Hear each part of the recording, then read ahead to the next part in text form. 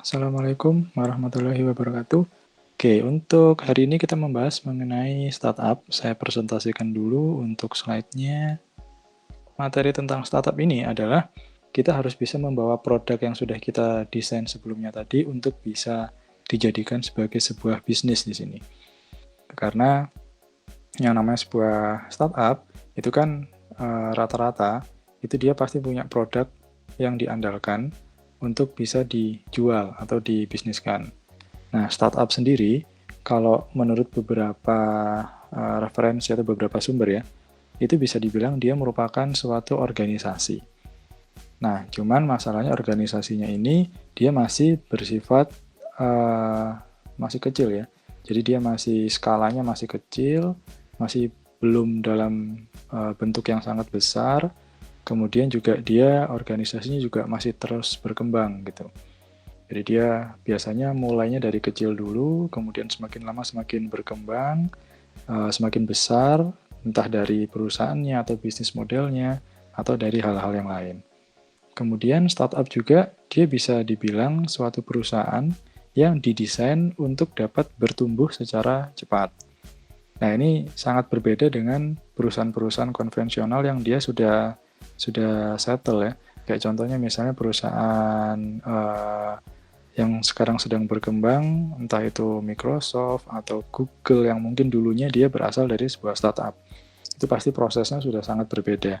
Kalau dulu mungkin pada saat mereka masih awal-awal, ya mereka masih terdiri dari contohnya dari personelnya aja mungkin masih hanya 1, 2, 3 orang. Kemudian sekarang dia sudah memiliki ribuan, bahkan mungkin puluhan ribu karyawan misalnya. Kemudian yang dulunya dia masih bertempat di suatu kamar kos-kosan, atau mungkin mereka nyewa suatu garasi atau nyewa ruko, sekarang sudah memiliki banyak kantor atau banyak perusahaan-perusahaan. Jadi memang suatu startup ini dia bisa dibilang merupakan suatu perusahaan yang sedang merintis dari awal, sehingga nanti dia bisa berkembang secara cepat gitu. Nah, yang bisa menentukan cepat atau tidaknya, ya yang pasti adalah dari diri kita sendiri sebagai pemilik startup tersebut.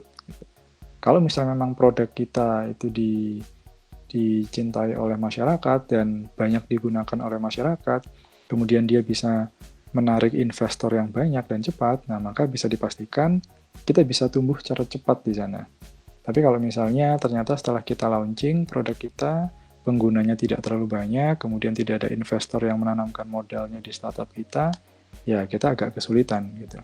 Karena intinya dari startup itu sebenarnya ya uh, kita punya produk, kemudian produk yang kita punya itu nanti sebisa mungkin menarik seorang investor atau sebuah investor, kemudian dia menanamkan modalnya di perusahaan kita, kemudian uangnya kita putar untuk aktivitas yang lain, untuk proses pembesaran dari startup kita, sehingga nanti kita bisa mendapatkan keuntungan-keuntungan dari sana. Oke, disebut sebuah startup karena organisasinya yang masih baru dan sedang dalam fase pengembangan untuk menemukan pasar yang tepat. Nah, startup sendiri dia merupakan bentuk kewirausahaan yang bisa dibilang ya sekarang sudah sangat banyak dan menjamur, karena bisa dibilang dia hanya bermodalkan kemampuan yang berswadaya. Jadi dia bisa hanya 2 orang, 3 orang, 5 orang udah bisa bikin sebuah perusahaan. Kemudian juga dia memiliki ide bisnis yang inovatif, spesifik, menarik, unik, dan kreatif. Contohnya, kita punya sebuah usaha, kita ingin jualan gorengan misalnya. Nah, kalau misalnya kita ingin menjual gorengan dengan konsep startup, maka kita harus eh, memiliki ide yang inovatif, kemudian gorengannya harus spesifik, dan juga menarik, bisa dari bentuknya, rasanya, kemudian unik, dan juga kreatif gitu.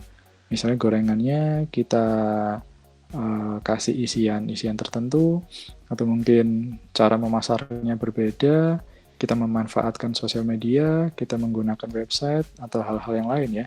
Nah, itu nanti bisa kita anggap sebagai sebuah bentuk startup yang masih awal. Tuh. Nah, sebuah startup ini jauh berbeda dengan paradigma bahwa untuk memulai bisnis harus diawali dengan modal besar dan berbentuk perusahaan, PT, CV, atau yang lainnya.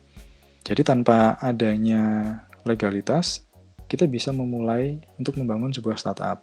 Nah, tapi kalau misalnya nanti startupnya sudah berjalan, tetap kita harus mengurus legalitas tersebut. Tuh, karena memang dia harus berbentuk perusahaan nantinya. Sehingga siapapun yang dapat memulai bisnis startup ini tanpa harus memusingkan syarat-syarat dan aspek legal. Dia sudah bisa langsung membangun si startup tersebut.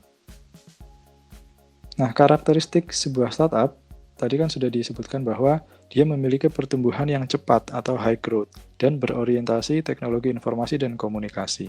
Umumnya, seorang investor hanya tertarik pada perusahaan yang menjanjikan high return atau pengembalian yang tinggi gitu ya, atas laba dari investasi yang mereka berikan. Nah, sekarang investor mana sih yang misalnya dia tidak ingin mendapatkan keuntungan? Kan tidak ada. Gitu. Jadi semua investor itu kan pasti kalau mereka mengeluarkan uangnya untuk sebuah startup, itu kan pasti mereka juga akan menginginkan keuntungan dari apa yang sudah mereka keluarkan. Walaupun mungkin keuntungannya tidak selalu dalam bentuk finansial misalnya. Umumnya seorang investor dia hanya tertarik tadi ya pada high return, maka startup tetap diorientasikan pada kemampuannya untuk menghasilkan suatu profit.